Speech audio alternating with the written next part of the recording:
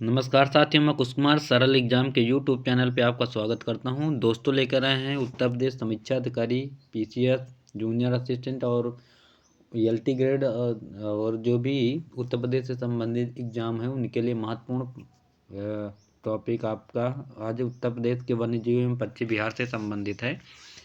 तो इसमें आज उत्तर प्रदेश में जो स्थापित हुए वन्य जीव और पक्षी विहार उनके बारे में डिटेल्स के साथ चर्चा करेंगे।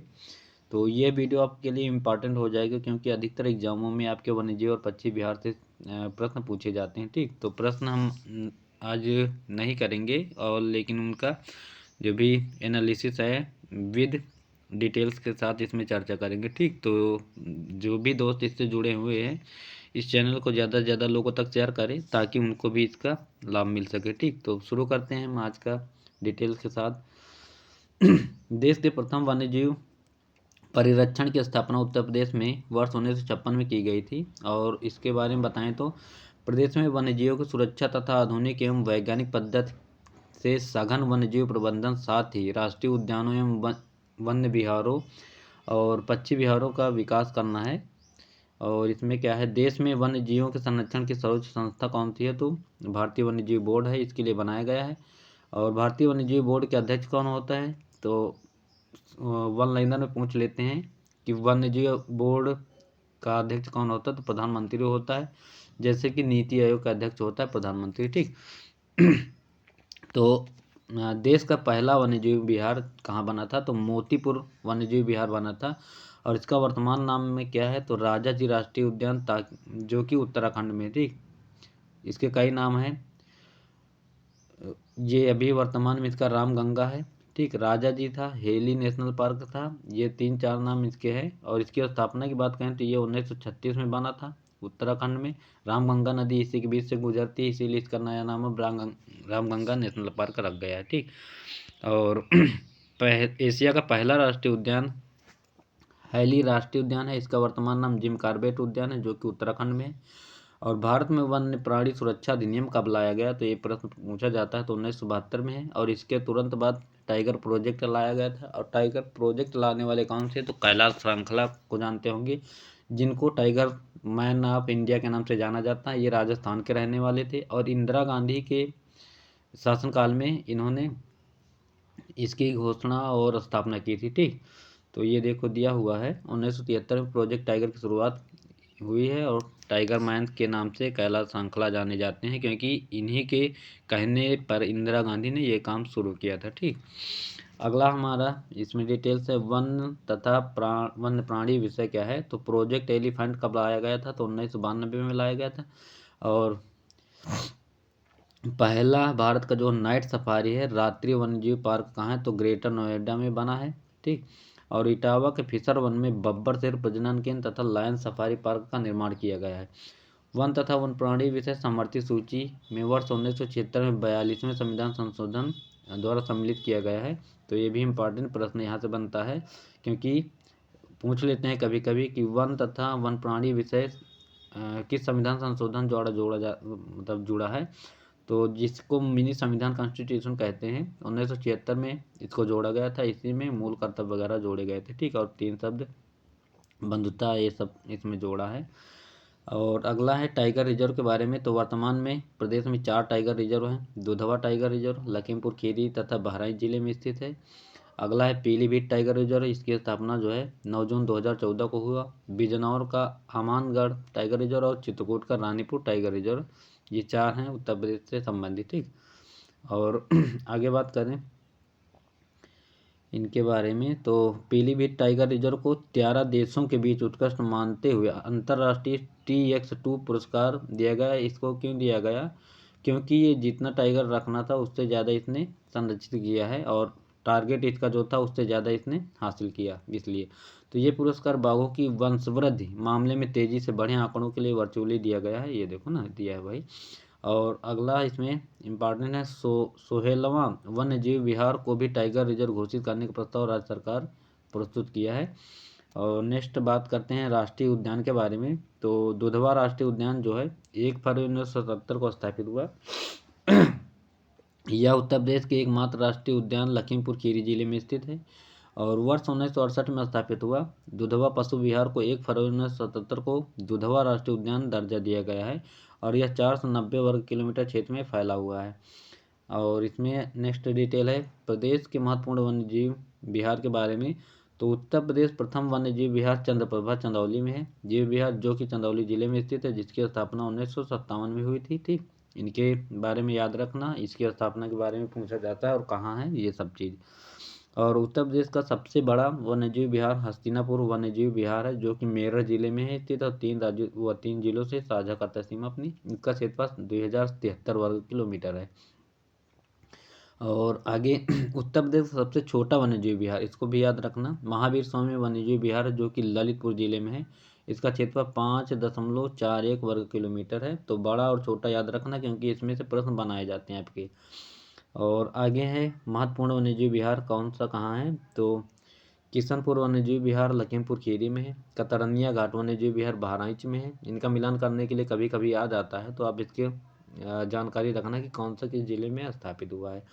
रानीपुर अभी मैंने बताया चित्रकूट में बना सबसे लास्ट में। कैमूर कहाँ है, तो कैमूर एक जिला भी है बिहार में, तो आप बिहार मत लगाना क्योंकि कैमूर की पहाड़ियाँ आपको मिर्ज़ापुर और सोनभद्र बिहार से जुड़ी हुई हैं। तो ये कैमूर वन्यजीव बिहार जो है मिर्ज़ापुर सोनभद्र में है। सोहागी बरवा वन्यजीव विहार कहाँ है, तो महाराजगंज में गिद्ध संरक्षण केंद्र यहीं पे बनाया गया है।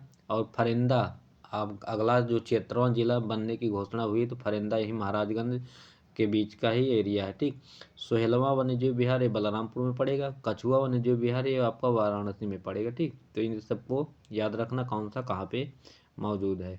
आगे बात करते हैं प्रदेश के महत्वपूर्ण पक्षी विहार के बारे में।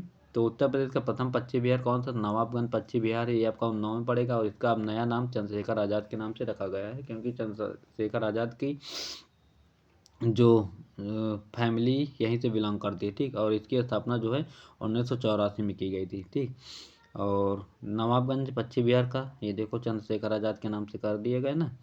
और आगे इसमें बात करते हैं तो उत्तर प्रदेश सबसे बड़ा बिहार जो है लाख बहोसी। पक्षी विहार अलग होते हैं, वन्यजीव अलग होते हैं, ये भी याद रखना। ठीक, तो लाख बहोसी है जो कि कन्नौज जिले में स्थित है और यह 80 वर्ग किलोमीटर में फैला हुआ है।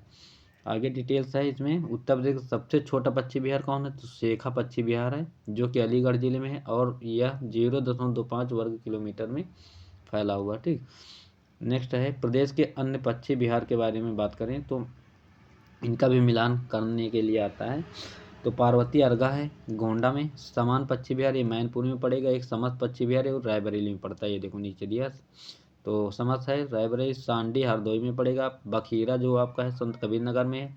सुरहा ताल पक्षी विहार आपका बलिया में पड़ता है। सुर सरोवर आपका आगरा में और बेंती पक्षी विहार है कुंडा प्रतापगढ़ में पड़ेगा। ठीक, और एक बेतिया है वो आपका पश्चिमी चंपारण बिहार में पड़ता है। ठीक, तो सुरहा ताल के बारे में बताएं तो सुरहा ताल पक्षी विहार को लोकनायक पक्षी विहार या जयप्रकाश नारायण पक्षी विहार के नाम से भी जाना जाता है इनको, तो ये भी याद रखना।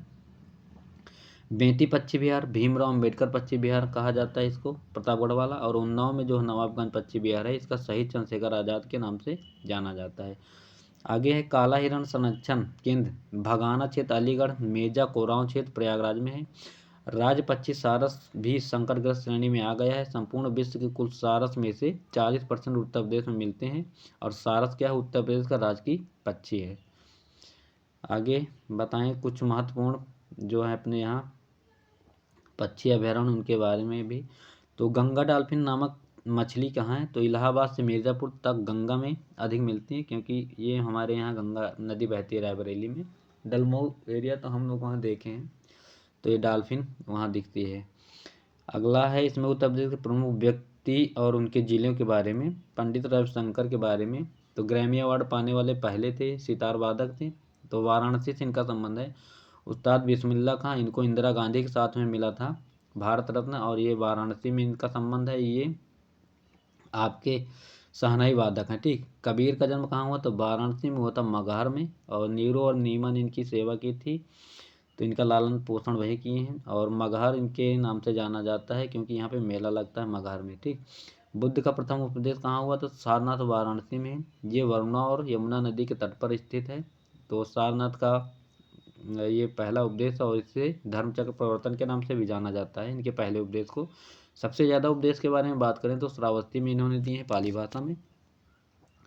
आगे है रानी लक्ष्मीबाई का जन्म कहाँ हुआ, तो ये भी वाराणसी में इनका जन्म हुआ और इनका जो विवाह एमपी में ग्वालियर में होता है और इनकी ग्वालियर में इनकी समाधि भी है। गिरजा देवी का संबंध क्या है, तो ठुमरी गायिका है, वाराणसी से इनका भी संबंध है। और लाल बहादुर शास्त्री का जन्म कहाँ हो, तो ये मुगल सराय से है। और दीनदयाल उपाध्याय का भी मुगल सराय से ही संबंध है, ठीक, तो उसका नाम भी बदल के दीनदयाल उपाध्याय रेलवे स्टेशन कर दिया गया उन्हीं के नाम पे। मंगल पांडे का जन्म कहाँ हुआ था, बलिया में। और चित्तू पांडे इनके भाई थे, तो बलिया के शहर के नाम से चित्तू पांडे को जाना जाता है। मंगल पांडे 1857 की क्रांति के पहले जो हैं क्रांतिकारी यही थे और इन्होंने ही जंग छेड़ी थी चर्बी युक्त कारतूस के मैटर में, ठीक। भृगु ऋषि का जन्म कहाँ हुआ था, बलिया में हुआ और ये उत्तर प्रदेश का सबसे पूर्वी जिला है बलिया। और अशफाक उल्ला खां को फांसी कहाँ हुई थी, अयोध्या में। राजेंद्र लाहिड़ी को फांसी कहाँ हुई, तो गोंडा में। याद रखना क्योंकि इनका मिलान करने के लिए डिटेल्स आ जाता है। तो अशफाक उल्ला खां को फांसी कहाँ हुई, अयोध्या में। राजेंद्र लाहिड़ी गोंडा में। रोशन सिंह को फांसी प्रयागराज में हुई थी। राम प्रसाद बिस्मिल को गोरखपुर की जेल में फांसी हुई थी। आगे बात करते हैं गौतम बुद्ध का महापरिनिर्वाण यानी इनकी मृत्यु कहाँ हुई थी, कुशीनगर में हुई थी। कुशीनारा भी याद आता है। बीरबल का जन्म कहाँ हुआ, तो कालपी जालौन मध्य प्रदेश में पड़ता है, ठीक। और रानी लक्ष्मीबाई की कर्मस्थली कहाँ है, तो कर्मस्थली इनकी झांसी है। निजामुद्दीन औलिया का जन्म बदायूं में हुआ था, ठीक। और इनको चिरागे दिल्ली के नाम से जाना जाता है, ठीक। और आगे जियाउद्दीन बर्नी का जन्म कहाँ हुआ, तो बुलंदशहर के रहने वाले थे।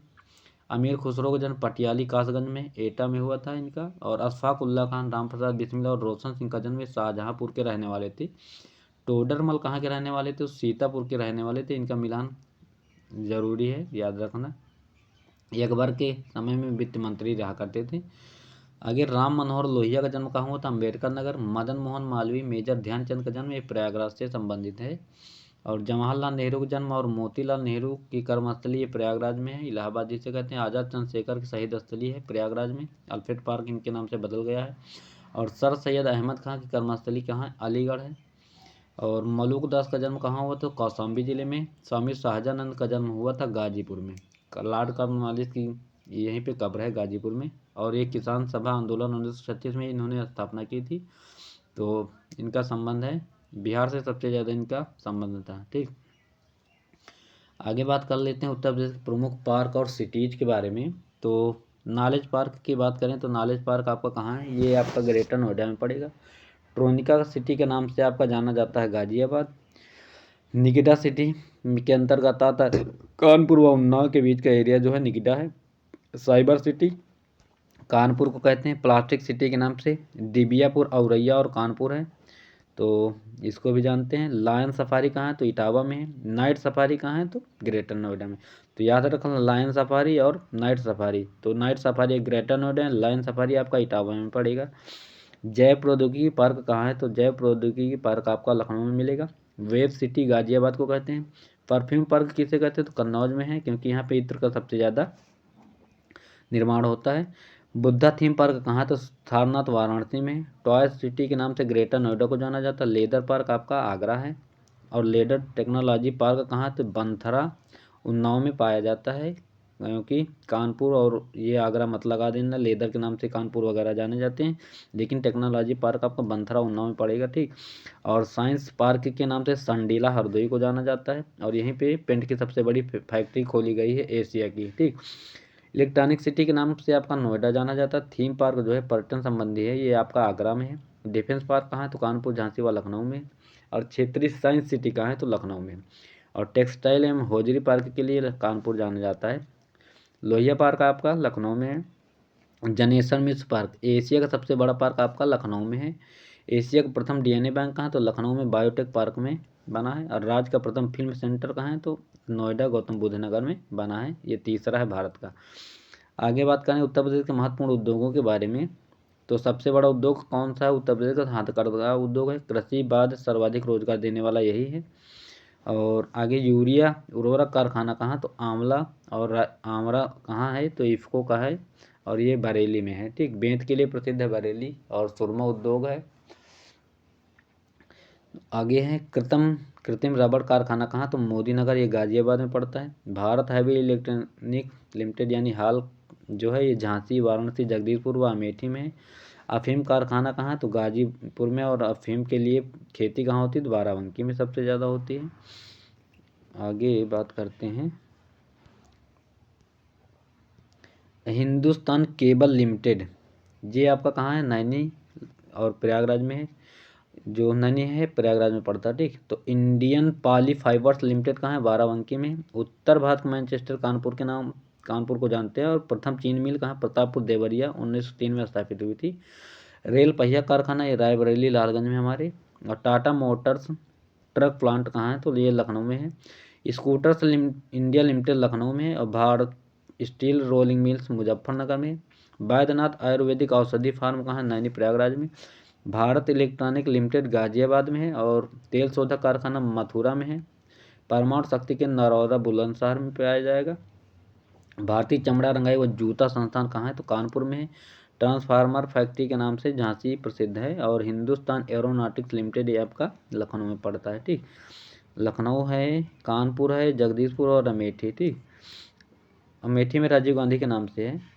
सिंगरौली कोयला खान सिंगरौली सोनभद्र में पड़ेगा। और डीप फ्रीज मीट प्लांट ये आपका टुंडला फिरोजाबाद में है। हिंदुस्तान एल्यूमिनियम फार्मेंसी ये रेणुकूट है सोनभद्र में, हिंडाल्को के नाम से जाना जाता है, ठीक। आगे है लघु एवं कुटीर उद्योगों के बारे में। तो लोहे के बाट, लकड़ी की नक्काशी व फर्नीचर के लिए सहारनपुर है। सिगरेट के लिए सहारनपुर है। और पेपर मिल सहारनपुर, कागज़ के लिए सहारनपुर। चाकू के लिए रामपुरी चाकू सभी को पता होगा। जूट उद्योग शाहजहाँ गोरखपुर में है। और गलीचा निर्माण लकड़ी के खिलौने व फर्नीचर, पीतल की कलाई बर्तन ये आपका वाराणसी में है। पीतल की मूर्तियाँ आपका मथुरा में है। पीतल के सामान के लिए आपका मुरादाबाद। तो पीतल की मूर्तियों के लिए भी ये देखो मैंने बताया ना अभी, ये मथुरा में है मूर्तियाँ। चीनी मिट्टी पाटड़ी ये खुर्जा बुलंदशहर से है। खेल के सामान कैंची उद्योग, कागज़ उद्योग, दिया सलाई ये आपका मेरठ में है। दिया सलाई के लिए बरेली भी जाना जाता है। कागज़ के लिए सहारनपुर भी जाना जाता है सबसे ज़्यादा। कैंची के लिए मेरठ और खेल का सामान ये मेरठ प्रसिद्ध है। ताला उद्योग अलीगढ़ में 400 किलोग्राम का ताला विश्व प्रसिद्ध है, गिनीज बुक में इसका नाम आया है। आगे बात करते हैं कांच उद्योग। तो कांच के लिए आपको पता है फिरोजाबाद कांच की चूड़ी है, सुहाग नगरी के नाम से जाना जाता है। जूट उद्योग जो है, साबुन उद्योग, औषधि निर्माण और ऊनी वस्त्र उद्योग ये कानपुर में है। दिया सलाई उद्योग, बांस उद्योग, दरी निर्माण बेंत और छड़ियाँ ये बरेली में है। और दरी निर्माण जो है आपका शाहजहाँपुर में है। और आगे बात करते हैं चीनी मिट्टी के बर्तन, औषधि निर्माण, टार्च निर्माण, जरी का चिकनकारी जो है ये लखनऊ जाना जाता है। जरदोजी कला और मिट्टी के खिलौने, साबुन उद्योग, गलीचा निर्माण, लोहे के बाट ये आगरा में है। पेठा नगरी के नाम से सभी को पता है, आगरा और प्रयागराज है। आंवला उद्योग प्रतापगढ़ में है सबसे ज़्यादा। कागज़ लुगदी उद्योग ये सहारनपुर में। छपाई का फार्मा फर्रुखाबाद में है। और आगे बात करते हैं उत्तर प्रदेश के महत्वपूर्ण खनिज कौन कौन से हैं। तो बाक्साइट के लिए सबसे ज़्यादा उत्तर प्रदेश का चित्रकूट जाना जाता है। कोयला सिंगरौली सोनभद्र में है सबसे ज़्यादा। तांबा के लिए ललितपुर है, झांसी से एकमात्र जिला जुड़ता है, यही सबसे नीचे। यूरेनियम के लिए ललितपुर है। डायस्पोर झांसी महोबा ललितपुर है। लाव अयस्क के लिए ललितपुर है। गेरू कहाँ से? तो गेरू बांदा है महोबा के बगल में उधर। और हीरा के लिए बांदा व मिर्ज़ापुर है। सेल खड़ी हमीरपुर व झांसी है। डोलोमाइट पत्थर जो है बारी सोनभद्र में है। कांच बालू शंकरगढ़ लोहरगढ़ इलाहाबाद बरगढ़ बांदा चित्रकूट में है। और रॉक फास्फेट के लिए आपका ललितपुर जाना जाता है। संगमरमर मिर्ज़ापुर सोनभद्र में है। और सोना के लिए शारदा और रामगंगा के रेत में परसाई क्षेत्र चकोरिया चरका सोनभद्र बेरवार ललितपुर ये सब जाने जाते सोना। जिप्सम के लिए झांसी हमीरपुर है। ग्रेनाइट पत्थर जो है आपका बांदा हमीरपुर ललितपुर और महोबा में। कैल्साइट जो है मिर्ज़ापुर में, ठीक। और आगे बात करें कुछ और हैं तो इसके बारे में। पोटास लवण के लिए इलाहाबाद चंदौली बांदा झांसी सोनभद्र। एंडालुसाइड जो है आपका सोनभद्र मिर्ज़ापुर में। औद्योगिक संस्थान के बारे में बात करें तो उत्तर प्रदेश औद्योगिक सहकारी संघ यूपिका जिसकी स्थापना कानपुर में 1952 में की गई। उत्तर प्रदेश वित्तीय निगम कहाँ? तो कानपुर में 1954 में स्थापित हुआ।